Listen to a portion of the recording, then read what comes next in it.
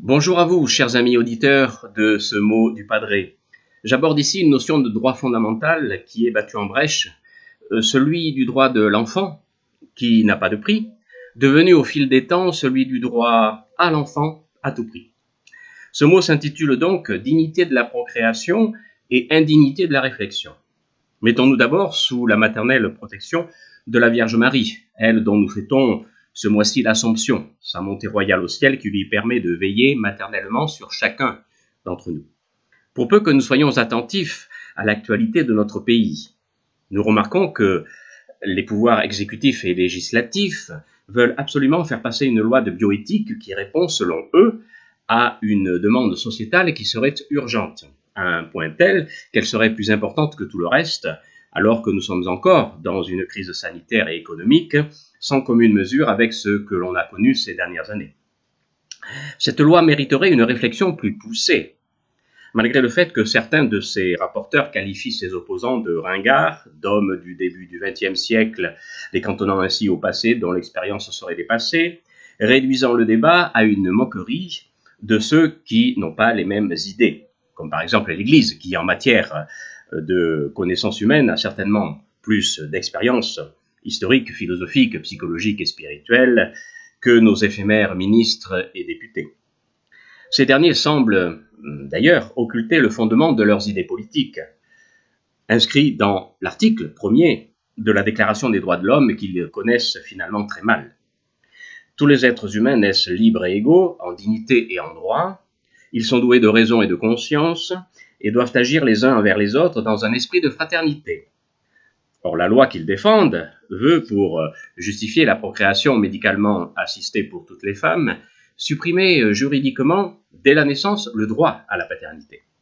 On marche sur la tête pour faire respecter le droit de naître en dignité, incluant la double généalogie maternelle et paternelle, ce qui est un fait naturel. On légalise une descendance sans père. Cette loi dit que la double généalogie n'est donc plus un droit pour l'enfant, pris comme moyen de réaliser un désir d'adulte placé au pinacle de la réflexion. Le droit de l'enfant devient le droit à l'enfant.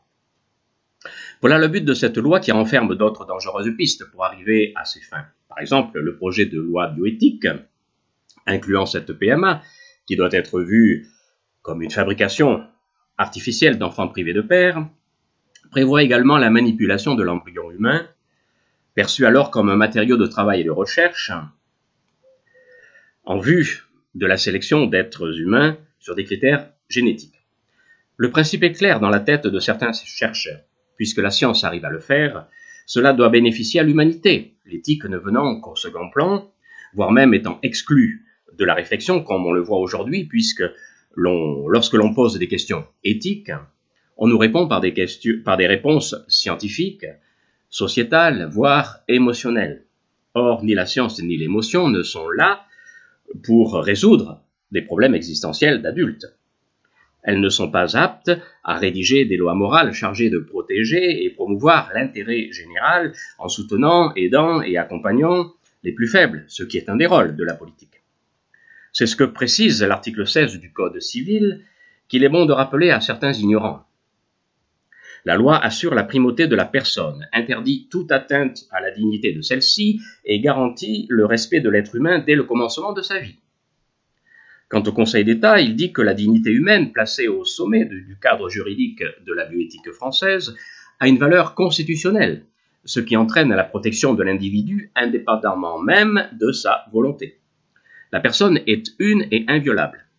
Aucune loi n'a la caution morale pour supprimer le droit de naître de son père et de sa mère.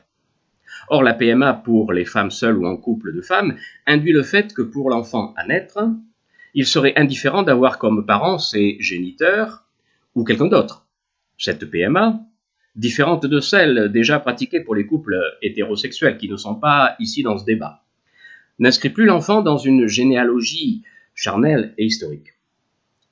Elle lui donne des responsables légaux dont ne compte que l'intention, la volonté et l'engagement auprès de lui, éludant le donné biologique, pourtant constitutif de sa personnalité. Bien entendu, il existe déjà dans notre société une filiation qui n'est pas biologique, notamment dans l'adoption d'un enfant, mais celle-ci répond à deux critères. L'infertilité est le désir de rendre heureux un enfant déjà existant. L'être humain est une fin en lui-même et pour lui-même.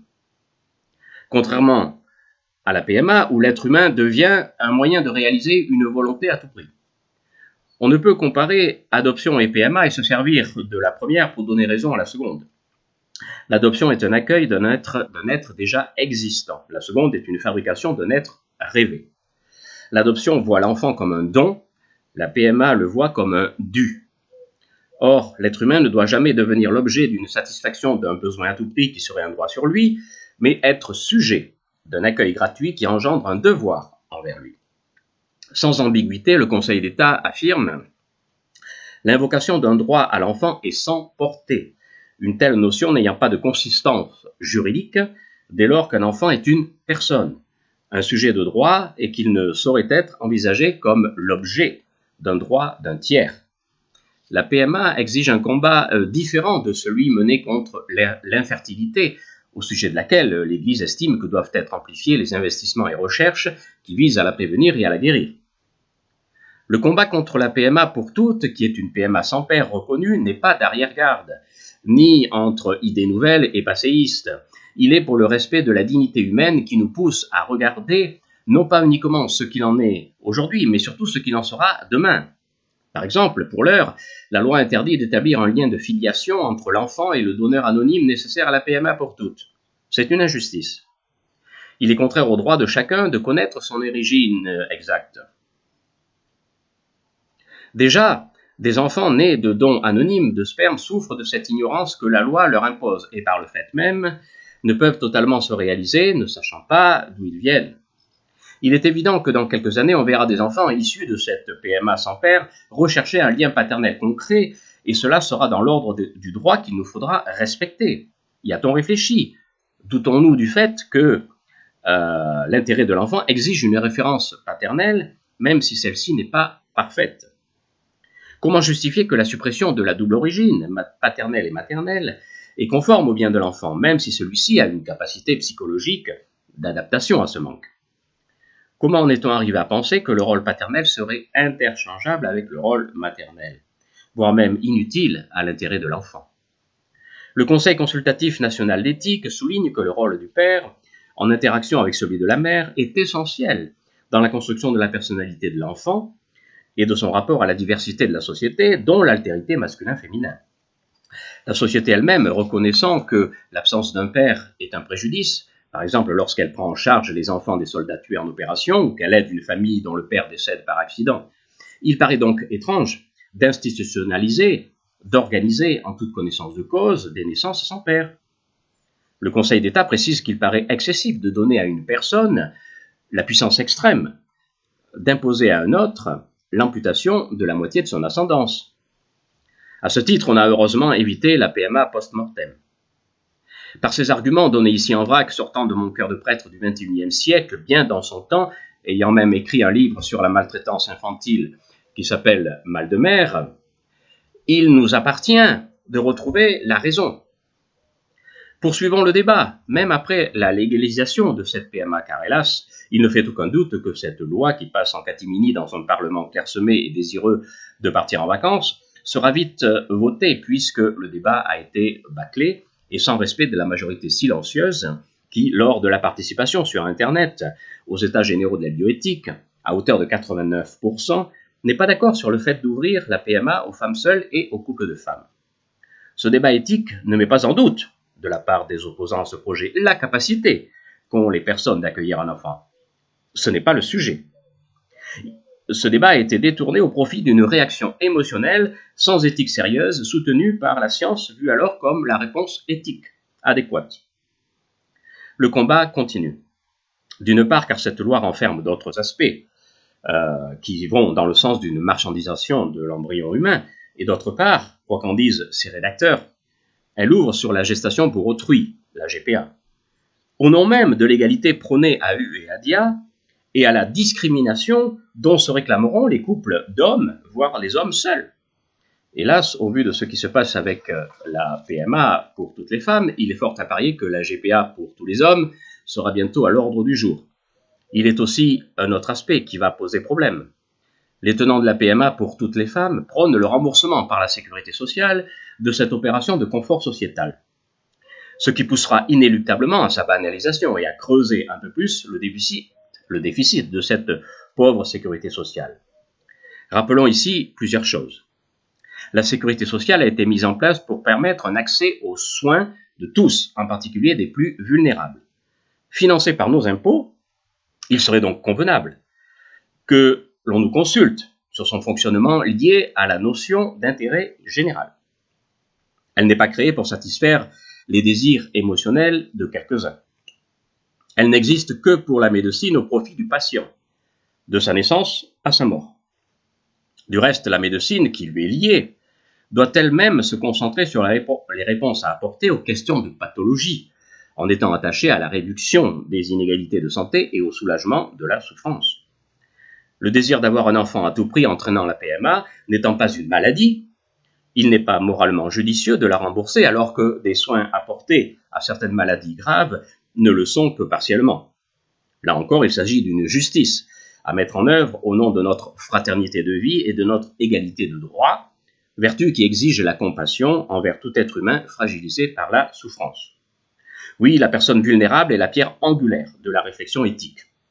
L'enfant est, dans le cas présent, cette personne vulnérable, dont notre devoir d'adulte consiste à promouvoir ses droits, non pas pour les autres, mais pour lui-même. À ce titre, les chrétiens savent que Dieu est entré dans ce combat pour en montrer l'enjeu. Il s'est fait homme dans la chair d'un embryon humain devenu l'enfant Jésus, porté et mis au monde par Marie, soutenu par Joseph, que Dieu lui-même a choisi comme père adoptif.